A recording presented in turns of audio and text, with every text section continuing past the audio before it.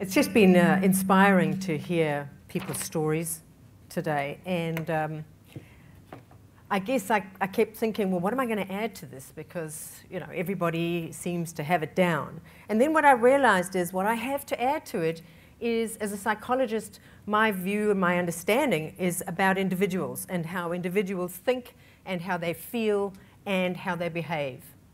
And so what I'm hoping to do is to provide that perspective, and then at the end of my presentation, ask you to do some work to merge the individual's strengths and resilience factors with organizations, and so hopefully capture that within the individuals who are in your organizations.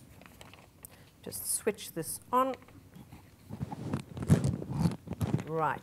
So, as you may or may not know, I'm a clinical psychologist by profession, and so understanding and thinking about how people think and feel and how they behave is what I do for a living. But it's also my passion.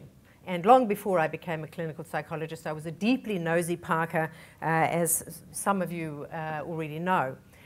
So it's what I do for a living, and it's what I love doing. And it's an enormously privileged position to be in, to have people share with me their deepest fears and their dreams and their hopes, and then for us to do some transformative work together as we work with that material. But recently something happened that really has made me rethink completely my relationship with my work and my practice. And the earthquake, with all of their attendant terror and loss and helplessness and despair in some cases, has really catapulted me really into a whole new genre of work, both for myself personally and for my profession. And it was while I was trawling through the research literature on post-traumatic stress, so PTSD, that I stumbled on a paper by Tedeschi and Calhoun, published in 2004, introduced me to this construct, post-traumatic growth. And that, in fact, has really changed the way I work. And so what does post-traumatic growth mean?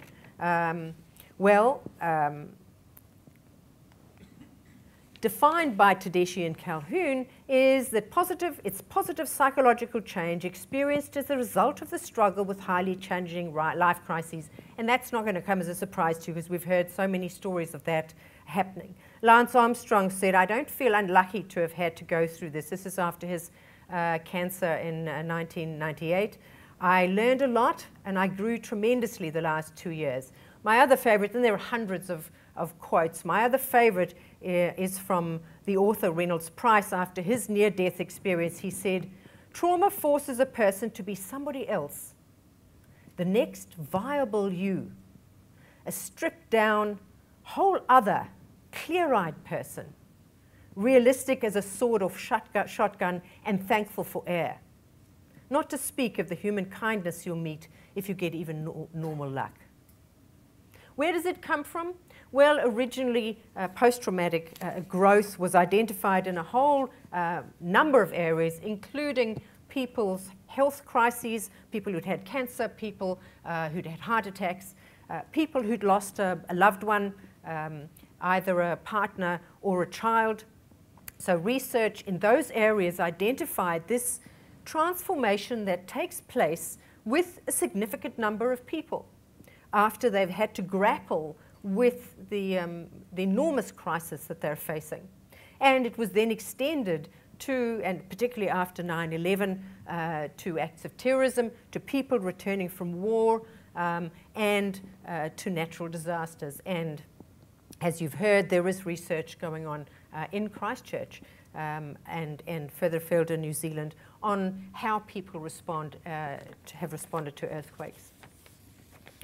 The growth of what's been called the positive psychology movement in the last sort of 15 or 20 years has really energized research into post-traumatic growth, with the particular emphasis on the positive aspects, or what comes out of negative events, rather than focusing only on the negative aspects of negative events.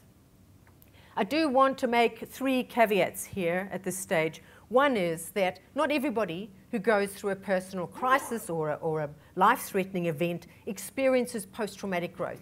And we'll talk in a moment about what are the factors that do predict post-traumatic growth.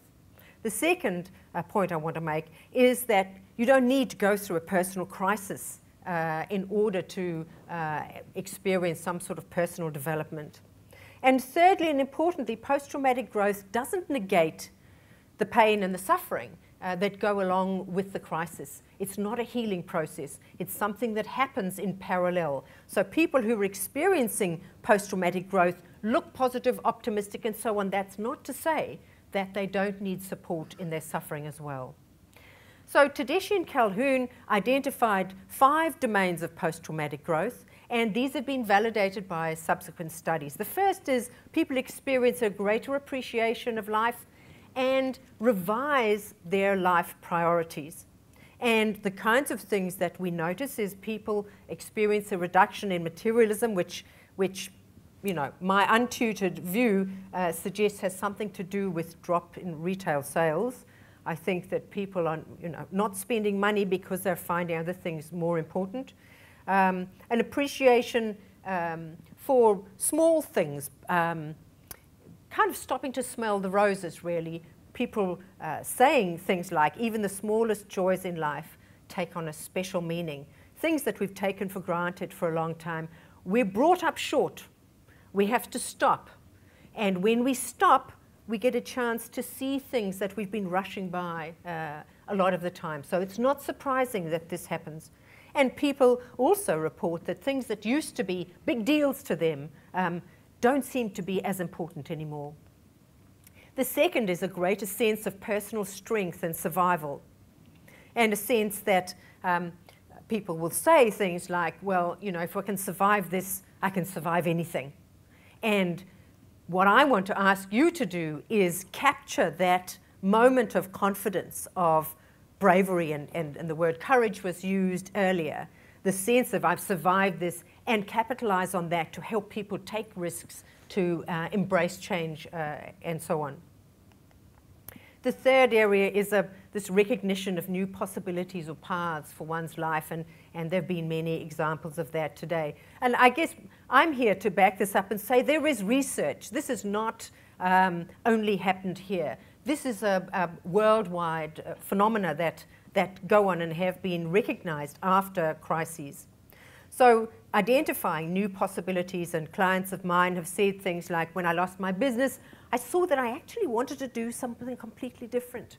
This was an opportunity to make a life change that I've been wanting to do for a long time.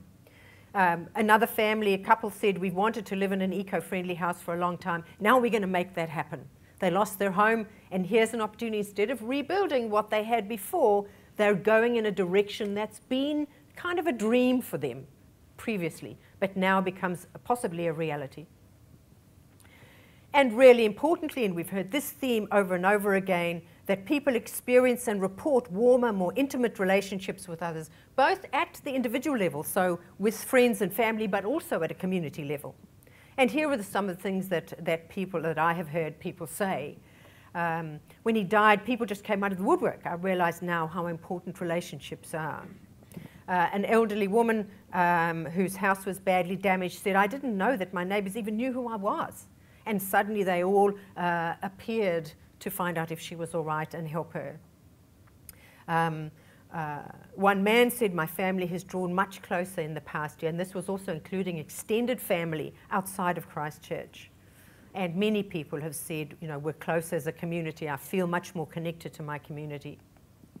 And the final area, a domain of development, is a spiritual development, where people engage in fundamental, sort of existential questions that John was talking about earlier, that can lead to significant personal growth, but interestingly, sometimes in very different directions. So one person that I'd seen who had survived